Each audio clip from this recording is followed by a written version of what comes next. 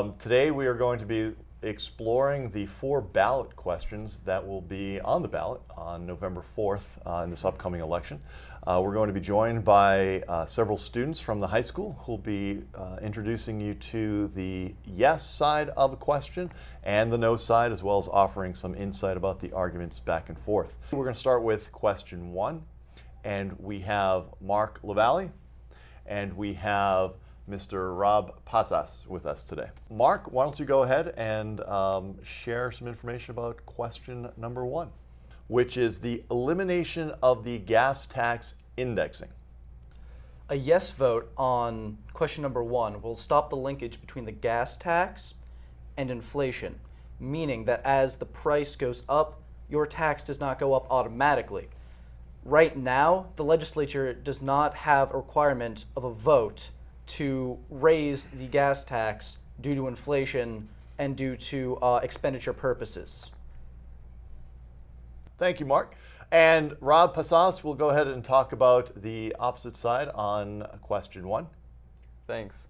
In voting no on question 1, voters would choose to make no changes to the gas tax index, which would change automatically with inflation without the intervention of the state legislature in Massachusetts. And that would be faster and more efficient, as legislature in Massachusetts would not have to meet in order to change the gas tax. And state legislature has most recently changed the tax in 1991, besides 2013 when it was changed again. And currently, the Massachusetts gas tax is lower than the national average for gas taxes.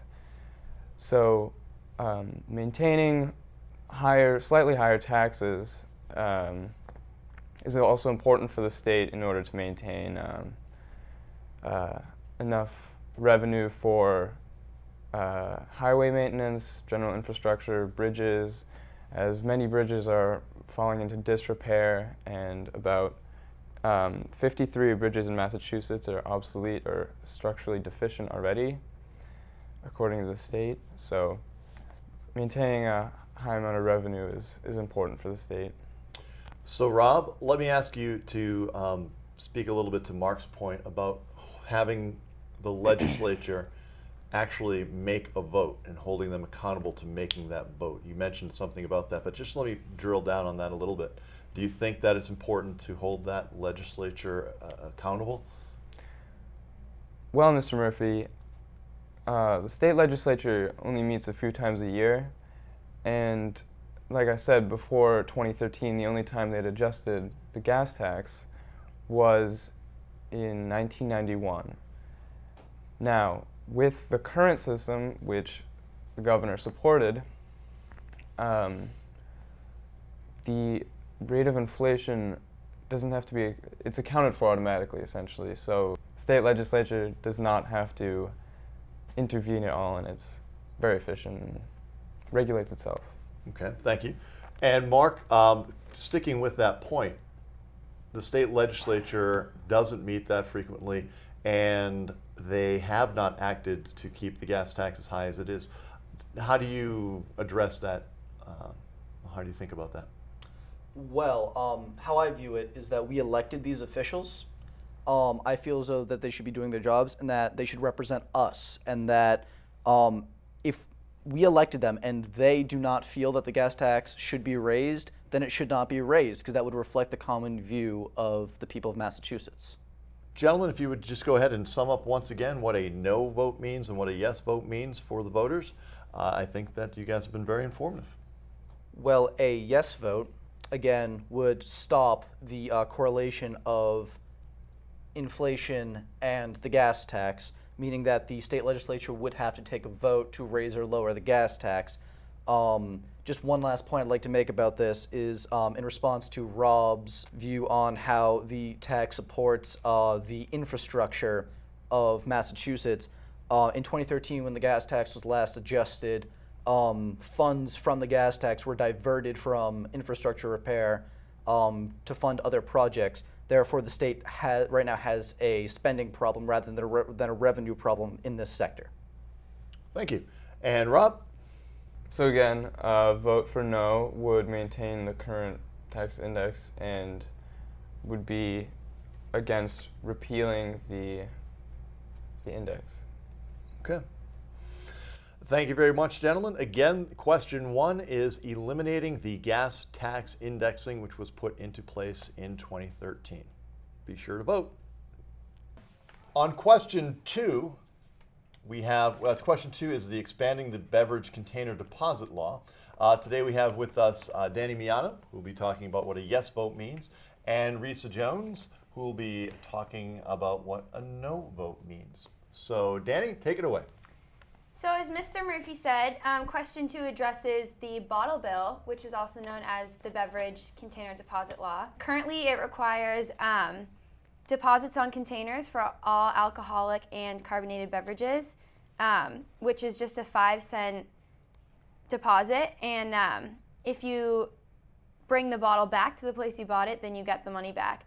So a yes vote for this question is expanding the deposit to also include non-carbonated and non-alcoholic beverages, with a few exceptions that are FDA-approved medicines, beverages primarily derived from dairy products, infant formula, and beverages that are packaged in paper-based or aseptic multi-material containers.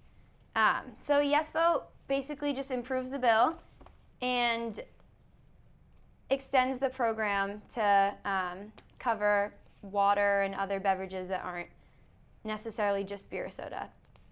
The bottle bill works, and we see that because 80% of beer and soda containers get recycled, but only 23% of the non-deposit containers do. So 1 billion of these bottles that people don't bring back and don't recycle just get tossed on beaches and roads and parks and stuff like that, and the communities have to pay to clean this up. So a yes vote would mean more recycling, which would mean bigger savings for the town's waste management costs.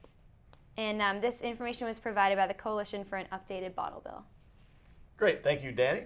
And Risa, how about the other side? The proposed law would require that the State Secretary of Energy and Environmental Affairs would adjust the deposit every year to reflect the changes in inflation, but it would start at a nickel. But when they raise it, they would do it without your vote. And personally, I wouldn't want anything to be taxed upon me or the community without my vote. A no vote to question 2 would make no change in the laws regarding the beverage container deposits. Without our vote, question 2 would cost nearly $60 million a year, and it's 3 times the price of curbside programs for recycling. And according to the Massachusetts Information for Voters packet, it would only increase the recycling rates by less than 1%. In my opinion, it doesn't make much sense to pour all of our money into this inefficient system when we could be investing the $60 million in modern recycling programs. I think Risa made a lot of great points, and I would agree that I would not want anything taxed without my vote also. But I think it's important to note that while it is a tax, you can easily get the money back by bringing the bottle back, so it's not necessarily taking your money if you take the time to bring it back. Yes, I agree with Danny, but today more than 30 million of our unclaimed nickels go straight to the state's general fund instead of to environmental programs. And so when you deposit a nickel and you don't return the bottle, that nickel will fund other programs, not the ones environmentally friendly programs. And I think it should be the point of the law to help the environment, and I don't think it's doing that. So to sum up, a yes vote would improve the bottle bill and expand it to require deposits on containers that are non-alcoholic and non-carbonated as well. And this would lead to more recycling and savings. In conclusion, a no vote on question 2 would make no changes in the current law regarding the beverage container deposits. And instead of using the $60 million a year that this program would require, we can focus on what works, and we can stop expanding an outdated and inefficient program. Great. Well, thank you very much, Risa and Danny, for talking about question 2, the expanding the beverage container deposit law. Alrighty, welcome back to Medfield TV. I'm James Callahan, I'm Niall Matthews. and we're here today to talk about ballot question number 3, whether or not to expand prohibitions on gambling. A yes vote would prohibit casinos, any gaming establishment with slot machines, and wagering on simulcast greyhound racing. A no vote would make no change in the current laws regarding gaming. Now, I guess I'll start with the yes side, Niall. Some of the big arguments they have are that this law was passed back in 2010, 2011 by the state legislature, and the people didn't get a chance to vote on it. And they kind of say that this was a rash decision by the legislature, and they didn't really think it through. This was the time of economic hardship for the state, and they're looking for an easy out to get some quick jobs in the state. But now, kind of thinking more about the issue, I think a lot of us have realized that this is all about exploitation. And as former New York Mayor LaGuardia said, gambling is pretty much mechanical pickpocketing.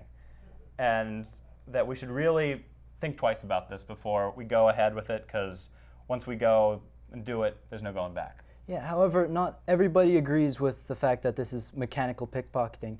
Actually, even if we add casinos, in legalized casinos in Massachusetts or not, we still spend an average of $900 million in states such as Rhode Island and Connecticut, which do legalize gambling. This is money that we could have spent in our own state to help up our infrastructure, bring back jobs, and fund firefighters and police officers. Also, this is people say that this is a large opportunity for jobs. I mean, in some of the cities that are asking for this casino, I mean, they really need the jobs bad.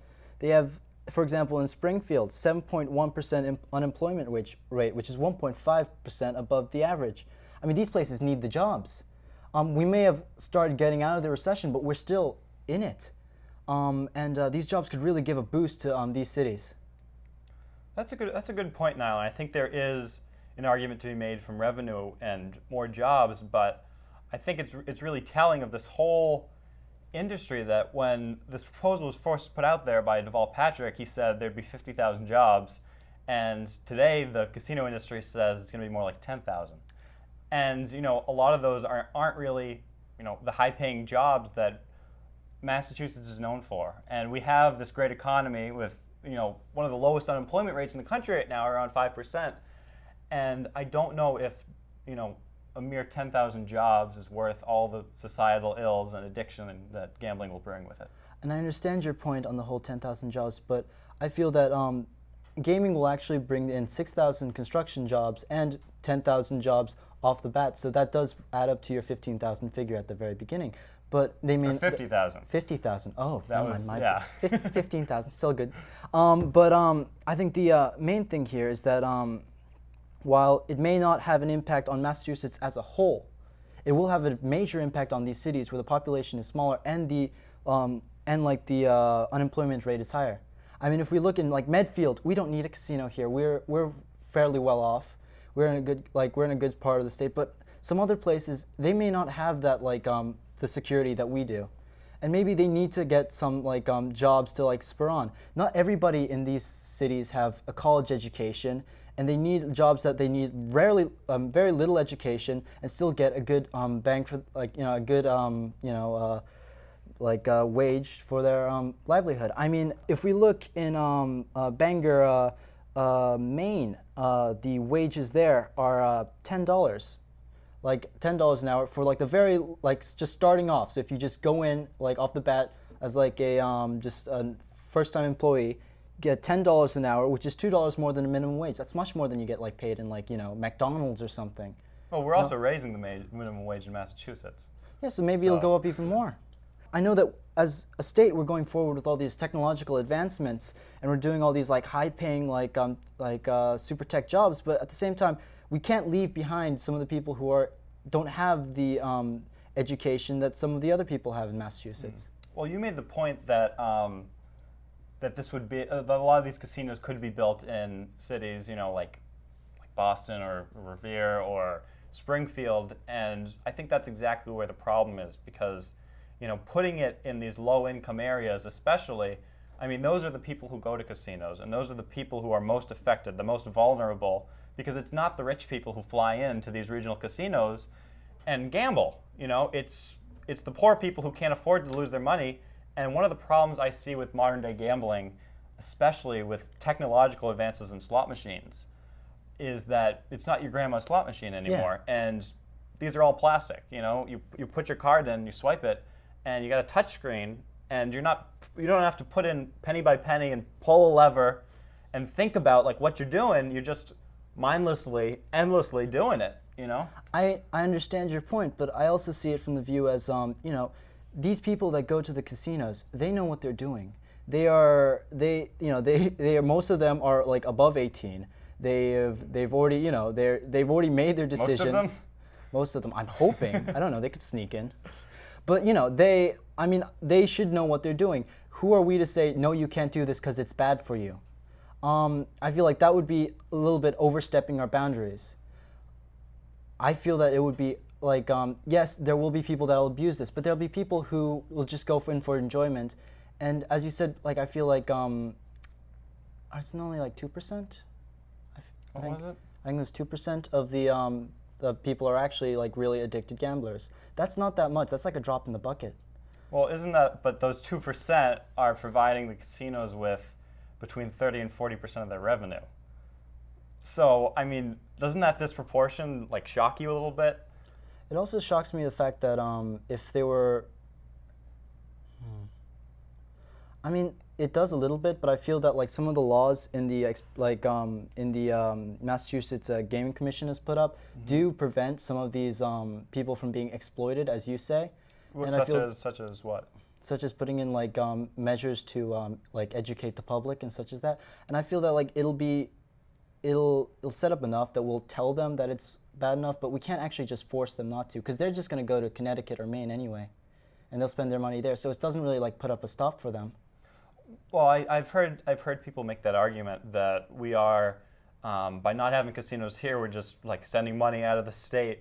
But the thing is that, you know, when you build a casino, there's an argument from, you know, proximity. You know, more people are going to gamble if a casino's close, and we know from studies by the Council of Gambling Commission or whatever that people living next to a casino, they experience 2 times the rate of addiction than people elsewhere. And, you know, that's an argument against, you know, putting casinos up in our communities, where a lot of times we won't even have the say, because it's, you know, town by town that are voting, and we're saying Millis to want a casino tomorrow. Medfield may experience some of the ill effects of that, you know, some of the crime, some of the, you know, more pawn shops, more money lenders, and we wouldn't get a say on that. So. But I go back to this. Back in Bangor in Maine, this same thing happened. They were having this debate on like, will it increase crime? Will there be more? Will there be more like addiction? Will like all this terrible stuff? People were saying it all over the place. If you go there now, there's not much of a difference. Besides the fact that all the businesses are doing much better than they were before because of all the revenue it brings in. When they did a exit survey on like the people who went to casinos, half of them had gone to some restaurant or some some place in the city that it was in. So I feel like this will give a boost to the thing, and I don't think the negative effects are as bad as they seem. That could be true for, in some ways with the economy, but you still have to consider that there's no product that is produced, you know, by the gambling industry as opposed to other industries. And when a person goes there, they're, instead of choosing to spend their money at a small business in their community, they're spending it at the casino. And that money just goes to the casino, as opposed to getting reinvested in the community. I understand, but at the same time, we do tax the casinos, and that money that goes into the casino will eventually get into go back into our pockets and back into stuff that it should go into, like roads and stuff. I understand what you're saying about the small businesses, but small businesses are prospering because other people are going to this casino. Maybe they're not like investing in small business at the casino, but they'll get hungry, they'll go out of the casino and they'll eat at like a restaurant there, mom and pop shop there, and they'll get the revenue. But if you agree that there are problems that come when you put up a casino in a town, aren't there better ways that Massachusetts can create jobs, boost our economy, progress into the next century? I mean, we have for example, Atlantic City. This year alone, 4 out of the 12 casinos there shut down, and that's not just them. That's regional casinos across the country. Because the American Journal of Economics and Sociology did a study of 300 metropolitan areas, and they found that when you build a casino, it reduces it's not just going to raise the addiction rate, it reduces volunteerism, civic participation, family stability, and all these other side effects that come when you have a person who's addicted, because it's not just them, it's their entire community that gets affected. I understand that, but at the same time, I feel that the jobs that this will produce and also the amount of revenue it could help these small businesses will be enough. I mean, I understand you're saying that, well, their volunteerism will go down, well, their help will go down. Well, all that will go down if they're out of a job, These, especially in Springfield where it's, again, unemployment rate, 7.3%, that is unacceptable in Massachusetts. We need to help them. And I feel like the only way is we could try to invest more in technology and go in that, and that will work. But it will only help the people who are high educated. We need to get at least some blue collar jobs in there, so at least we can help the people at the very bottom who are at the who need it the most. Well, isn't that more a problem of educating our citizens for the jobs of tomorrow, and putting people in vocational schools where they can get a job as opposed to casinos? You are right, but to get that money to fund those vocational schools and our educational system, we need money, which at the moment some of these places don't have. Again, it's very easy to we're in Medfield, we have a good school system. We can very easily say, oh well, I don't like the idea of casinos. It doesn't sound, not in my backyard. But these people in Springfield, they may not have the same education system. They may not have the same benefits that we have, and we can't just say because we don't feel like it's right that they shouldn't have the opportunities to invest in what they want to invest in and get the jobs that they feel they need at the moment. So your argument's a big part of your argument's taxation, right, and getting revenues? A big part of my argument is taxation and the fact that it will bring in jobs to the small businesses that surround it. Okay, I agree that it would bring in money, but we have regressive taxes and progressive taxes. We have whether questions whether the income tax is going to be graduated or not, whether there's going to be different levels. Generally the income tax, or at least on the federal level, is progressive. Yes. It's fair, whereas the sales tax, it disproportionately affects people of lower incomes because when they buy food, that's more of their income, more percentage of that. So if we look at casinos in terms of taxation and where that money is coming from, and we agree that the problem gamblers are disproportionately poor, then what you're doing by allowing casinos and then taxing them, is not that just a tax on the poorest people in the Commonwealth? Are they all disproportionately poor? The majority of them are. Really? Because I've looked through... Partially due to their gambling addiction. Yeah. I've viewed through some of the data, and it's textmassjobs.com, and it said that actually a lot of people that go to casinos, maybe not the people who are gambling addicts, but a lot of the people who go to casinos just go for a good time. They go with their friends, every so often they go to the casino and they just socialize there, maybe play 1 or 2 slots, but they don't do splurge. I feel like this is the sort of thing we want. So I feel like if we wanted, like you said, to stop these people, these addicts from gambling, we can do that in a different law.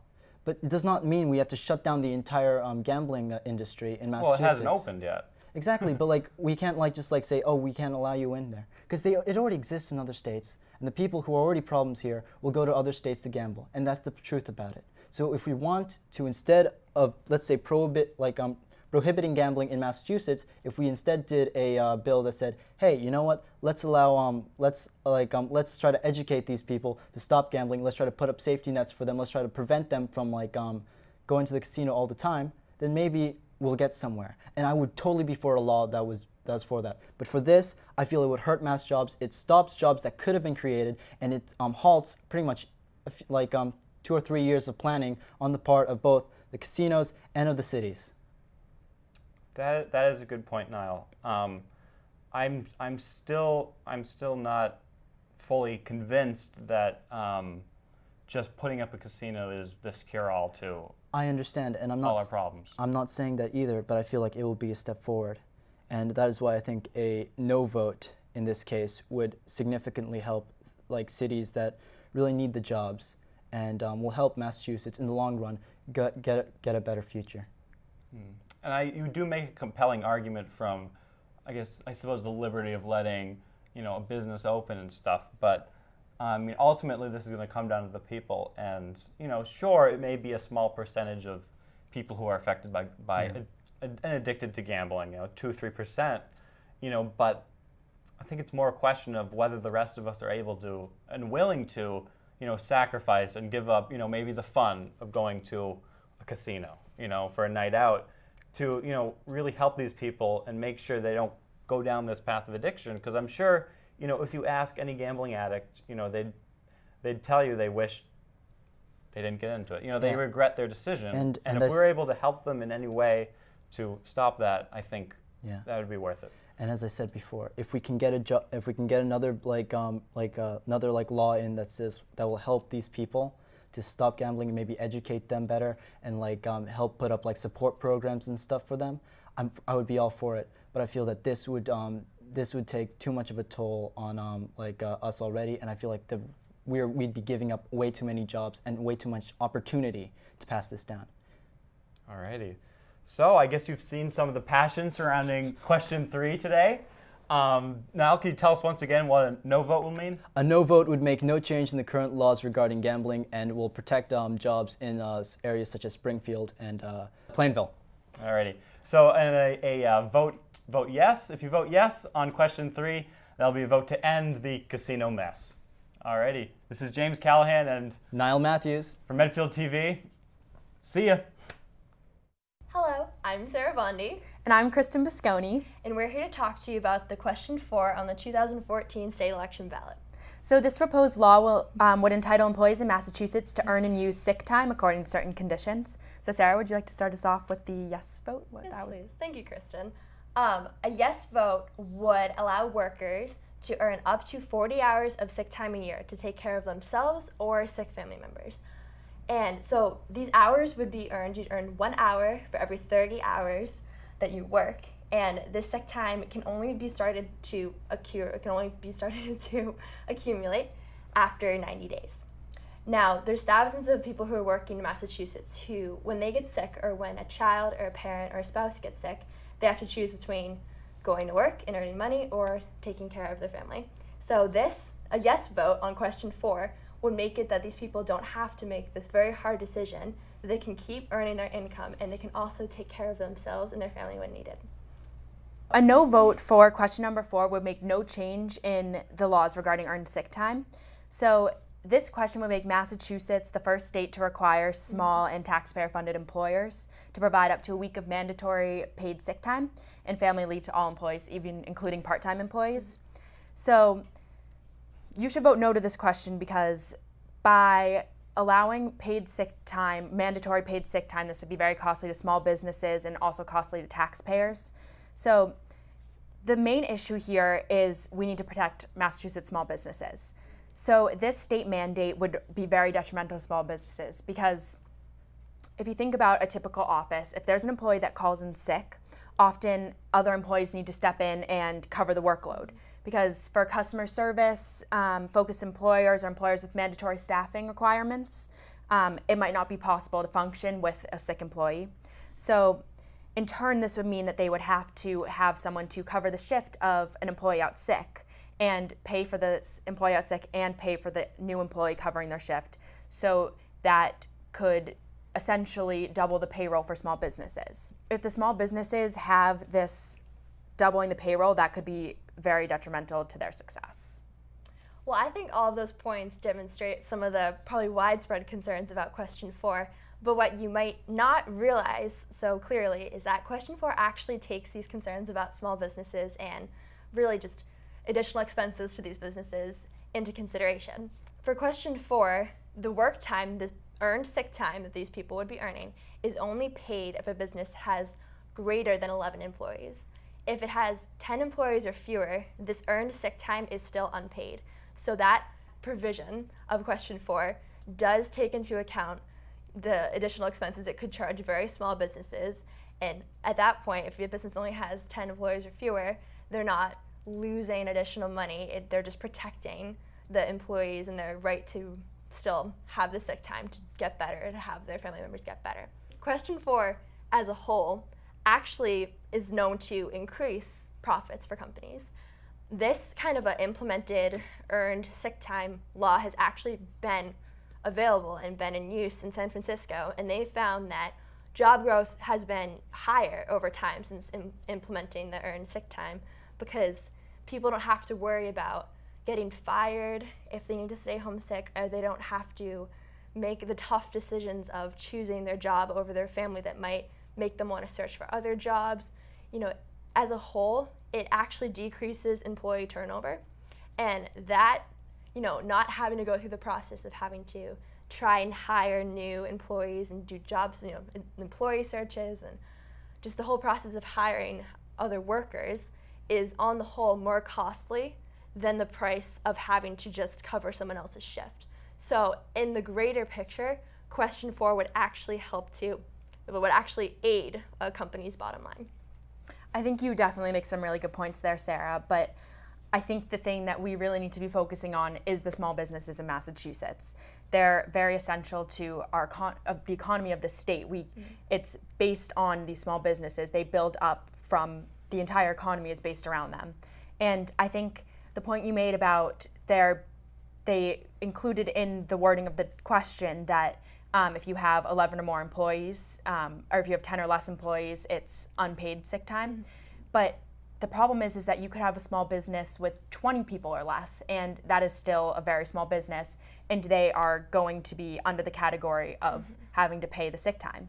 So I think it's interesting that the question even takes into account the fact that this will be detrimental to small businesses. And though that they tried to include provision to solve that issue, it still is a prominent issue that small businesses are going to be in danger because of this mandate. I think that the state should not be able to make a decision for these businesses. The businesses should be able to decide on their own. If there are employees that are working hard, they should, in theory, they should earn sick time, but that should be up to the business, because depending on the business, that it could either hurt them or help them, and that needs to be an individual decision, not a state mandate. So I think that Massachusetts would be the first state to require this, and I think it's interesting that no other states have this already in place, because it should be a decision based up to the small businesses and not a state mandate. Well, again, those are all points that I think don't just concern you. You know, they concerned me too when I originally was reading about the question. But upon further research into, you know, what it really meant, what it was really entitling the state to require small businesses to do, they actually do have a model to look at, because the city of San Francisco, while it may not be a whole state, does use this policy of all employees earning up to 40 hours of sick time for 1 hour for every 30 hours they work. Now, in San Francisco, since they've implemented earned sick time, they've actually seen tremendous growth in the retail, accommodation, and food service industries, all industries that typically have and encompass small businesses. Now, if you think about this, it actually makes sense in the context of question 4, because if people, you know, if workers are able to take the time they need, the sick time that they need to have to care for their family or for themselves, but they're still making the money that they also need to make ends meet, they are ultimately going to have more income over a course of a year. And that income they can then, you know, take and go right back out into the Massachusetts small businesses and retail and accommodations and all these industries. They can take that money, go right back out and spend it, and on the whole bolster the economy in a way that they wouldn't have been able to if they didn't have that paid sick time.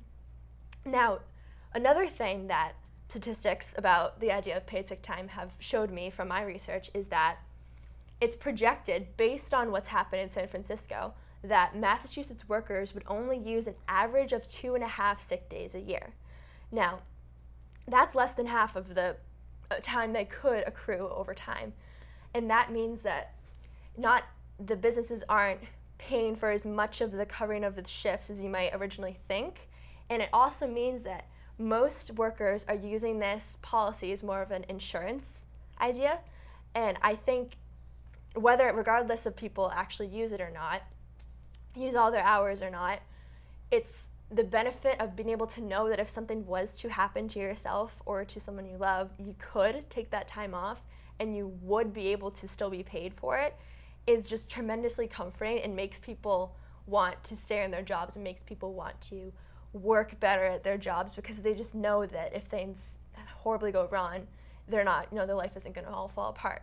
So I think on the whole, it's actually fact that earned sick time laws are part of a national movement right now as people start to think about just, the basic dignity that we should all have to be able to not have to make such tough decisions between, money and loved ones.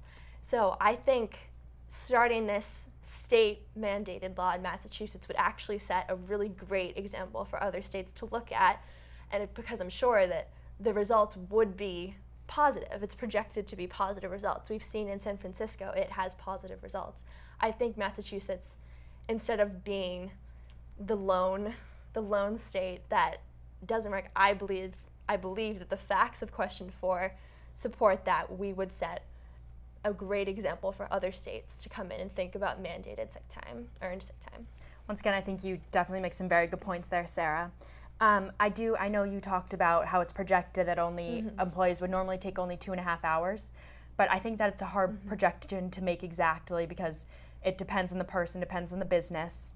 But I think even if they're taking 2.5 hours, that's still in small businesses would be detrimental because they're still having to pay that double time for other employees to come in and cover their shifts. So I think that the main issue at hand here is the small businesses that need to be protected in our state. And one size doesn't fit all. And though the idea of hardworking employees being able to earn sick time might sound good in theory, realistically, it could be detrimental. One size doesn't fit all. The state should not be able to make this decision for all these businesses based on projections from one city or based on what they're assuming people are going to take for sick time. I think what the main concern here should be the economy of the state and the success of our small businesses. And that's why you should vote no on question 4. Well, to actually add on and try and provide some comfort for your concerns about, again, just protecting small businesses and making sure that this doesn't overburden them. If you vote yes on question 4, it's not going to overpower small businesses and overpower businesses in the way they work in Massachusetts as much as you might initially think hearing about it. Because you read the question and you hear that states, businesses will have to allow workers to earn up to 40 hours. That does sound like it's going to be a burden, but the fine print of question 4 and what voting yes to it would mean actually provides more flexibility and more manageability for businesses to still use. It provides more manageability for small businesses to not have to feel such a burden, because these 40 hours or however many hours a worker accumulates, they do carry over into the next calendar year, but you can only use up to 40 hours in 1 year. So it's not like people who are working at a company for extended periods of time are just going to keep accruing hours that one day they could just pull them all out and say to their superior, I'm gonna, my dog is sick or someone in my family is sick and I'm gonna take, 2 weeks off. That's not possible in question 4. Question 4 isn't allowing for these extended leaves of absences that are paid and are just, there's nothing happening. It's not allowing for extended absences where the company is left trying to scramble and trying to fix it and cover it up. The employers need, or for a worker to use this accrued sick time for more than 3 days in a row, they would need a doctor's note for that leave of absence. It's not just a free get out of work card. It really is meant to just protect workers in really dire situations where their options are limited. It's not meant to be a burden for the employer to cover the cost of somebody who, maybe just has a cold and maybe just doesn't feel like they're coming to work. It's really just meant to protect those hardworking people who are caught in the tough place between needing to make ends meet and needing to fulfill their duties to their family, to themselves. If a worker doesn't use all their sick hours by the end of the year, it's not that they didn't use them and deserve that money back. Employers do not pay for unused sick time. It's not that they're not cards you can pull out for for paid days, or if you can save them up and say, here, I want my check now, I didn't use my sick days. They're really just for the circumstances where you cannot, it's just a choice between going to the doctors, letting a sick child stay home from school, or making the money that you need. It's really just for the special cases to make sure that they have the protection that employers cannot make them and cannot deny them of the basic human dignity of both, being able to work and being able to be healthy. It's a yes vote on question 4 would just protect the situations that are in need of real protection, real reinforcement, the people who are in need of that assurance that they won't get fired. It's not meant for the worker who just wants to take time off. I don't think a small business should look at question 4 and look at a yes vote for it and think, oh, now we're going to be losing so much money to this, and, these people, they're just accumulating these hours and they don't really need it. They should look at it, small businesses should look at a yes vote to question 4 and think, well, this makes sense, this is fair. And at the end of the day, it is about money, and it is about small businesses and the economy, but it's also about treating workers like people with basic rights. So I think you definitely, once again, make some very great points. But I think the main focus of your arguments are how this is going to be positive for the big companies, because it could be seen that way. But the big issue here is that small businesses and their employees depend on flexibility. They depend on being able to make their own decisions, and they need that flexibility to increase salary and other benefits for their few employees. By having this extra money, they can give bonuses and really enhance what their employees can have, and they should not be worried about costly state mandates that could undermine their companies and hurt the small businesses. So even though you make a lot of good points to how this law could be successful, the main issue that we need to focus on is the protection of Massachusetts small businesses. Voting no to question 4 would make no changes in the laws regarding earned sick time, and that is necessary because we need to protect Massachusetts small businesses. A summation of what a yes vote on ballot question 4 means is that it will allow workers in Massachusetts to earn up to 40 hours of earned sick time per year. They will earn 1 hour of earned sick time for every 30 hours worked, and these accrued hours of earned sick time cannot be redeemed until they've worked for 90 days. Now, people in Massachusetts, there's thousands and thousands of workers who have to choose between going to work sick or losing their pay for that day, or they have to choose between letting their sick child go to school or losing their pay for that day. So a yes vote on question 4 will save hardworking people from making these tough decisions. It will save employers from having to constantly hire new people and the costly effects of that. It will allow people and workers who have this accrued sick time with income still coming in during that time to have more money in their pockets to spend and boost the economy. And overall, it will bolster small businesses to not have to spend so much in job searches that it will increase their bottom line. So thank you very much for listening. And this was about question 4 for the 2014 state election. I'm Sarah Bondi. And I'm Kristen Bisconi. Thank you.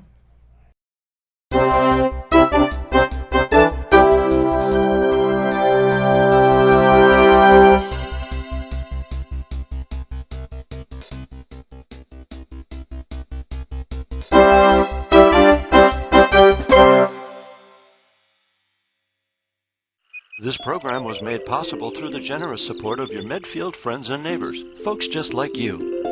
And thanks for watching.